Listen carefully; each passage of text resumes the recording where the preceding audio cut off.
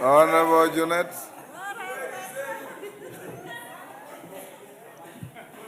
Mr. Speaker, asante sana kwa kunipatia nafasi pia ili nichangie hiyo hoja. Mheshimiwa Speaker, ningependa kusema kwanza ya kwamba pale tunapotoka Migori pia vile mama wa county wetu amesema. Mheshimiwa Speaker, unavyojua wewe umeenda Migori mara mingi.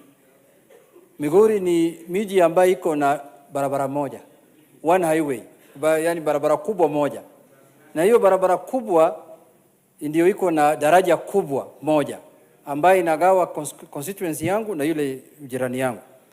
Na hiyo daraja ndio binadamu wanapita, lori zinapita, pikipiki inapita, kuku inapita, vyama vyote vinapita. Sasa Mheshimiwa Speaker, ile daraja limefunjika kwa hii mambo ya maji. Imesombwa na maji. Kwa hivyo asante sana. Kwa hii mambo ya mafuriko. Sasa hakuna njia na mawasiliano yoyote kati ya upande hii na upande nyingine ya hiyo pali. Mheshimiwa Speaker. Mheshimiwa Speaker, kama serikali haitafanya jambo la dharura, sasa watu wengine watabaki ngambo hiyo na wengine watabaki upande hii, upande nyingine. Kuna hata mtu amewacha bibi yake upande ile na yeye bado yuko upande hii. Mheshimiwa Speaker, amenipigia simu na hana njia yoyote ya kwenda huko. Mimi naomba ya kwamba tuchukue hatua ya haraka ya kidharura ili tuunganishe hiyo daraja ili wapate nafasi ya kutembea katika hiyo miji. Na hiyo ndio Uhuru Highway yao, hiyo ndio barabara moja wako nayo peke yake. Ya pili, Mheshimiwa Speaker, hapa Nairobi sasa. Mheshimiwa Speaker, hapa Nairobi vile kiongozi ya walio wengi amesema, gavana hako na jukumu la kazi ya kufanya. Lakini wananchi pia wako na jukumu ya kufanya.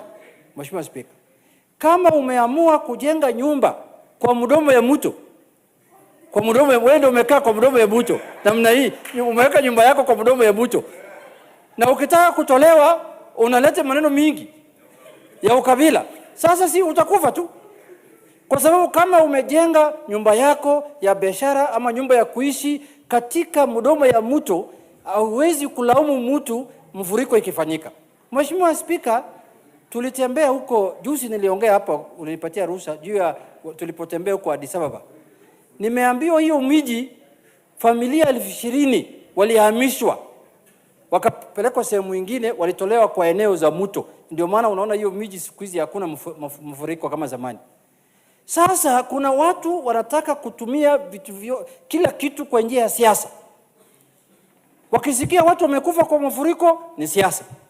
Wakisikia mjumbe ameanguka na ndege ni siasa. Ukisikia mama amegonga na pikipiki ni siasa. Na hatoi maoni tofauti ya kusaidia wananchi. Yeye ni kusema tu ya kwamba kwa nini watu wanahamishwa. Sasa kama watu wanahamishwa ili wasikufe, ili maisha yao itunzwe, sasa wewe unalaumu nani? Nimeona Mheshimiwa Amos Mwago amesema jambo la maana.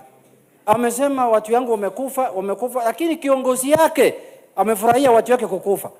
Inafaa wakuna mkutano wazungumuse. Kwa nini tunaruhusu watu yetu wanakaa kwa sehemu kwa hatari? Mheshimiwa Speaker, wewe tembea ndani ya hii miji ya Nairobi, utakuja kuona ya kwamba watu wanakaa juu ya mto, watu wanakaa juu ya barabara, watu wanajenga vioski juu ya sijui wapi. Tukubaliane kama wananchi, tunataka kuishi kwa njia ya kisasa ama tuishi vile tulikuwa tunaishi bila sheria na bila njia yoyote. Tukubaliane. Lakini mtu ya kutumia siasa kwa maafa ya wananchi, hiyo awache. Na tunataka kutuma Mheshimiwa Muswago kwake. Tafadhali ongea na hiyo mtu. Maafa hawezi kuwa njia ya kujinufaisha kisiasa. Tafadhali, hatuwezi poteza Wakenya 50 na kitu. Na wewe bado unapiga kifua unasema, kwa nini watu wamehamishwa kwa mto? Sasa inamaanisha unataka watu waendelee kukufa. Unataka watu waendelee kukufa hapa Kenya. Mheshimiwa Speaker, kwa kumalizia, mimi nataka kusema hivi. Miji ya Nairobi ni miji ya kila mtu. Hawezi kuwa miji ya watu fulani. Muji. Sio miji, ni muji. Muji. Mheshimiwa, jiji ya Nairobi ni jiji la kabila yote ya Wakenya na Wakenya wote kwa ujumla. Hata mimi maoni yangu, tulifanya makosa wakati tulikuwa tunatengeneza katiba mpya ya 2010. kuweka Nairobi kama county. Tungeweka Nairobi kama special zone metropolitan ambayo iko chini ya serikali kuu, ili Wakenya yote wapate manufaa ya serikali kuu, ili wapate njia ya kwenda kwao nyumbani jioni. Sasa imekuwa kama kijiji ya Kashagwa. Mtu anakufa yeye anapiga kelele, mtu akikufa yeye anapiga kelele, na anataka watu waendelee kukufa. Mimi naona kwa kumalizia, Mheshimiwa Spika, hii jambo la Nairobi lazima bunge ijadiliane. Tukae na kikao rasmi tujadiliane mambo ya Nairobi, kwa sababu Nairobi hawezi. Na nataka kushukuru rais kwa kutengeneza ile inaitwa jobokasi ya kulete county pamoja na serikali kuu. Hiyo ni maono nzuri sana, kwa sababu yeye ameona miji hii ni miji kubwa ya nchi yetu na lazima iendelee mbele. Bwana Amos, mtu yako kama anataka kujenga kiosk, ajenge huko Munyoro.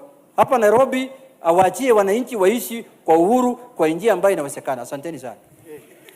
Honorable members, order. Mwango, take your seat. Honorable members, allow me to acknowledge in the Speaker's Gallery St. Patrick Hill School, Kajiado West, Kajiado.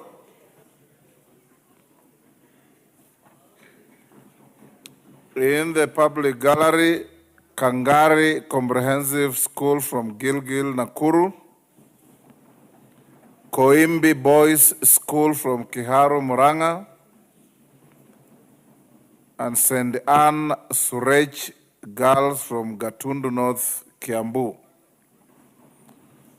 On my behalf and on behalf of the House, we welcome the students, their teachers, and those accompanying them to the House of Parliament. There is another one in the Speaker's Gallery, Matungulu Girls from Matungulu in Machakos.